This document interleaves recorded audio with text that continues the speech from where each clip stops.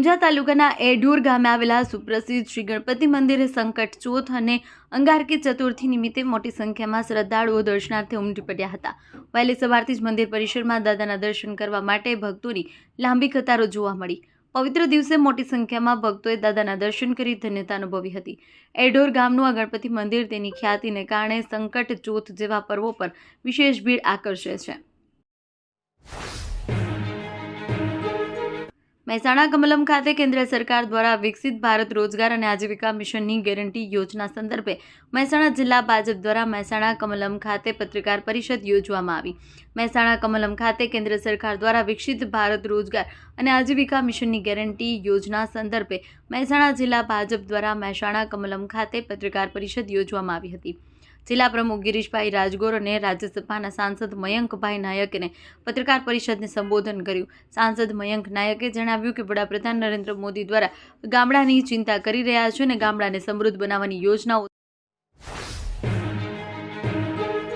વિજાપુરના ધારાસભ્ય doctor CJ ચાવડાએ મુખ્યમંત્રી ભૂપેન્દ્ર પટેલને પત્ર લખી વિજાપુર નગરપાલિકાને ક વર્ગમાંથી અપગ્રેડ કરી અ વર્ગનો દરજ્જો આપવા માટે ખાસ કિસ્સામાં રજૂઆત કરી છે।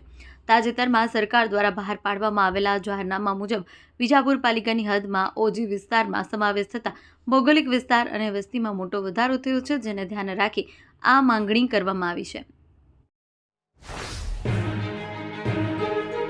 પાલનપુર કલેક્ટર કચેરીને બોમ્બથી ઉડાવી દેવાની ધમકી મળી છે। ધમકી ભર્યો મેલ મળતા જ પાલનપુર જિલ્લા કલેક્ટર, અધિક કલેક્ટર સહિતના અધિકારીઓ, અરજદારોને સ્ટાફને બહાર કાઢવામાં આવ્યો છે। ગઈકાલે ગુજરાત હાઈકોર્ટ તથા રાજ્યના વિવિધ શહેરોની લોઅર કોર્ટને બોમ્બથી ઉડાવી દેવાની ધમકી મળી હતી। સુરત, આણંદ, રાજકોટ, અમદાવાદ અને ભરૂચની લોઅર કોર્ટને RDXથી ઉડાવી દેવાની ધમકી આપવામાં આવી હતી। થરા પોલીસની રોમિયો તત્વો સામે કડક કાર્યવાહી। વિદ્યાર્થીનીઓની સુરક્ષા માટે ડ્રોન ચેકિંગ સાથે પોલીસ ડ્રાઈવ યોજાઈ। બનાસકાંઠા જિલ્લામાં નવરચિત ઓગળ તાલુકાના મુખ્ય મથક થરામાં વિદ્યાર્થીનીઓની સુરક્ષા માટે થરા પોલીસ દ્વારા કડક પગલાં લેવામાં આવી રહ્યા છે। થરામાં 3થી વધુ કોલેજો અને 6થી વધુ શાળાઓ આવેલ હોવાથી સ્કૂલ આવવા જવાના સમય દરમિયાન રોમિયો તત્વો દ્વારા કોઈપણ પ્રકારની હેરાનગતિ ન થાય તે હેતુથી સોમવારે સાંજે 5 વાગે વિશેષ પોલીસ ડ્રાઈવ હાથ ધરવામાં આવી હતી।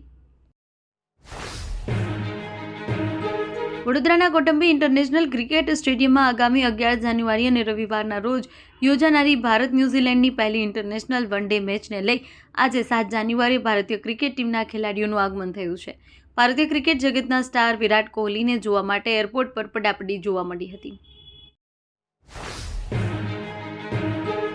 સુરતની લાજપોર જેલમાં દુષ્કર્મ અને અન્ય ગુનાઓ હેઠળ સજા કાપી રહેલા નારાયણ સાંઈને આજે કડક પોલીસ બંદોબસ્ત વચ્ચે મેડિકલ ચેકઅપ માટે હોસ્પિટલ ખસેડવામાં આવ્યો। દુષ્કર્મના કેસમાં લાજપોર જેલમાં જીવન કેદની સજા ભોગવી રહેલા આસારામના પુત્ર નારાયણ સાંઈને આજે સવારે સુરતની નવી સિવિલ હોસ્પિટલ ખાતે લાવવામાં આવ્યો। માથે મફલર બાંધ્યું હોવાથી પહેલાના રંગમાં ફરી દેખાતો હોય એવા દ્રશ્યો સર્જાયા। જેલ પ્રશાસન દ્વારા તેને રૂટીન હેલ્થ ચેકઅપ માટે હોસ્પિટલ લાવ્યા હોવાનું જાણવા મળ્યું છે।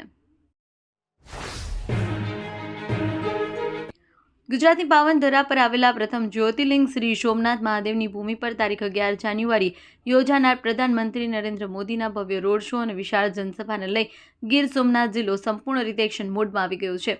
વહીવટીતંત્રની સાથોસાથ ભાજપ સંગઠન દ્વારા પણ વ્યાપક સ્તરે આયોજન અને સંકલન શરૂ કરી દેવામાં આવ્યું છે।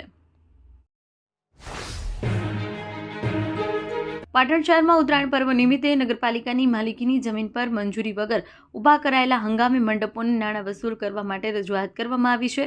પાટણ નગરપાલિકા કોર્પોરેટર ભરત ભાટિયા દ્વારા ચીફ ઓફિસરને આ અંગે પણ પત્ર પાઠવવામાં આવ્યો છે। પત્રમાં જણાવ્યું છે કે શહેરમાં વિવિધ વિસ્તારોમાં પતંગ દોરીના વેપાર માટે પાલિકાની પૂર્વ મંજૂરી વગર અને કોઈપણ પ્રકારની ફી ભર્યા વિના હંગામી મંડપો ઊભા કરી દેવામાં આવ્યા છે। ગેરકાયદેસર મંડપોને કારણે સ્થાનિક રહીશોને હાલાકી ભોગવવી પડી રહી છે અને ટ્રાફિકની સમસ્યા પણ જટિલ બની ગઈ છે।